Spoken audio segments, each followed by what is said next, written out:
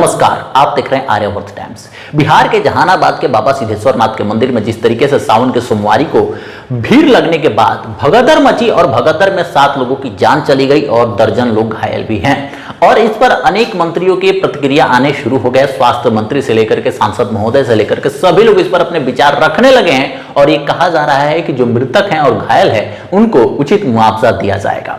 अब बड़ा सवाल यह है कि ये मुआवजा देने वाले जो मंत्री हैं, मुआवजा देने वाले जो सांसद महोदय लोग हैं, ये जो सबको पता है कि श्रावण के सोमवारी को श्रद्धालुओं की भीड़ वहां पर देखने को मिलेगी और सावन के सोमवारी पर काफी बड़ी मात्रा में ऐसे मंदिरों में लोग इकट्ठा होते हैं जिस मंदिर का थोड़ा नाम है और वहां पर लोगों की श्रद्धा है, तो लोग काफी भारी मात्रा में वहां पर इकट्ठा होते हैं। और भारी मात्रा में जब लोग इकट्ठा होंगे, ये पता है शासन को भी, प्रशासन को भी। इसके बाद भी आए दिन आप सुनते होंगे, ये कोई पहला मामला नहीं है बिहार में। लगभग कई वर्षों से आप ऐसी घटनाएं देखने को मिल रही है आप सभी को कि किसी ना किसी मंदिर में भगदड़ मच गया, किसी ना किसी मंदिर में काफी भीड़ देखने को मिला, भगदड़ मचा, कहीं 10 लोग मरते हैं, कहीं 20 लोग मरते हैं और इस बार 7 लोग की मरने की बात सामने आ रही है। और लोगों का यह भी दावा है कि मृतकों की संख्या और बढ़ सकती है, क्योंकि भगदड़ जिस तरीके से मचा था, जिस तरीके से एक दूसरे पर लोग गिर रहे थे, कुचलते हुए भाग रहे थे, संभावनाएं जताई जा रही है कि इससे भी ज्यादा संख्या में लोग की जो हालत है वो गंभीर हो सकती है। और जो लोग घायल हैं उसमें भी किस तरीके से क्या नुकसान हुआ है, ये धीरे धीरे सब कुछ सामने आते जाएगा। आधिकारिक तौर पर धीरे धीरे इसको क्लियर किया जाते रहेगा। लेकिन बड़ा सवाल यह है कि जो मुआवजा देने वाले सांसद मंत्रीगण होते हैं, क्या उनको पता नहीं है कि बिहार के मंदिरों की क्या स्थिति है? जिस तरीके से जो बड़े मंदिर हैं जहां पर श्रद्धालुओं की भीड़ देखने को मिलती है, कई सारे बिहार में ऐसे मंदिर हैं, आए दिन ऐसी दुर्घटनाएं देखने को मिलती रहती है। इसके कई सारे कारण हो सकते हैं। एक कारण कि उचित वहां पर प्रशासनिक व्यवस्था नहीं है, उचित वहां पर प्रशासन की व्यवस्था नहीं होने की वजह से भगदड़ मचने की संभावनाएं और बढ़ जाती है।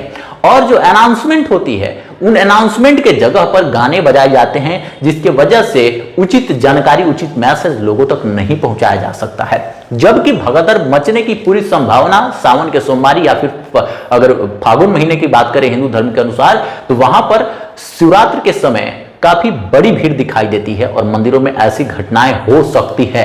तो इसको लेकर के सरकार उचित इंतजाम क्यों नहीं करती? आखिर ये किसकी जिम्मेदारी है? आप सभी ही जवाब दे दीजिए।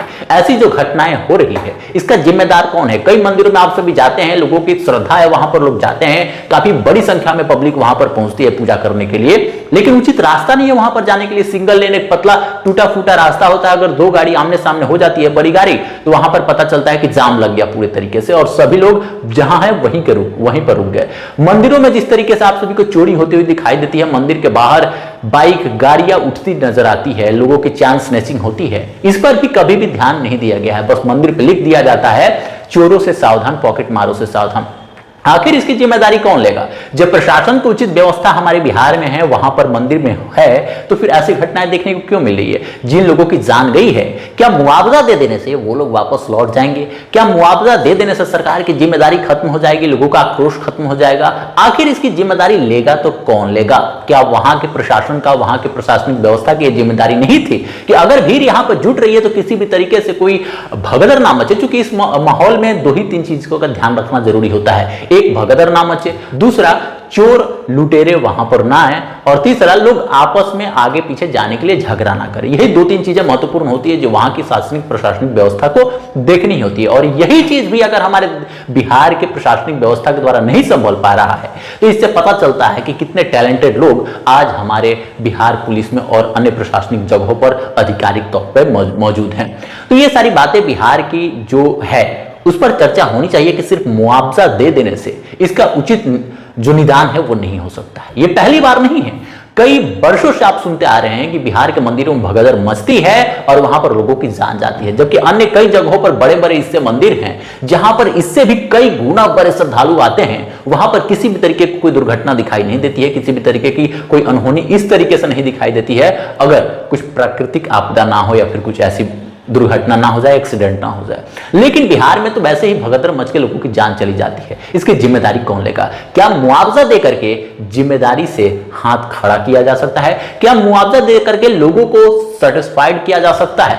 इस पर निश्चित तौर पर सरकार को कड़े इंतजाम करने चाहिए और खास करके ऐसे मौकों पर, चाहे वो सावन का सोमवारी हो या फिर फागुन का शिवरात्रि हो या फिर कोई भी बड़ा महोत्सव हो, हिंदू का कोई भी त्योहार हो या फिर कोई भी धर्म हो, उनका जो भी प्लेस है जहां पर बड़ी भीड़ दिखाई देती है, वहां पर प्रशासनिक उचित व्यवस्था होनी भी चाहिए और ऐसी घटनाएं ना हो उसके लिए बैरिकेटिंग करके जो भी तरीका अपनाए जाते हैं अन्य बड़े मंदिरों में, उस चीज को अपनाया जाना चाहिए और लोगों को सलाह देनी चाहिए। चलिए ऐसे मुद्दों पर बातचीत करते हैं, जैसे जैसे कोई अपडेट आते रहेगा हमारे चैनल के माध्यम से आप सभी को पता चलती रहेगी।